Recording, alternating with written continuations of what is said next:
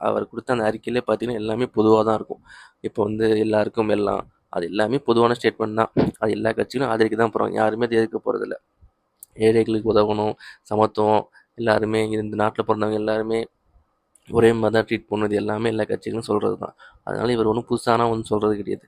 ஆனால் இவர் எந்த மாதிரி செயல்படுவார், என்ன மாதிரியான திட்டங்களை கொண்டு வருவார், இல்லை அவர் கட்சிகளை எப்படிலாம் வழிநடத்துவார், எப்படி முன்னுதாரணமாக இருப்பார், எப்படி அணுகுவாருங்கிற பொறுத்து தான் விஜயோட கட்சி வளர்ச்சி இருக்கும்.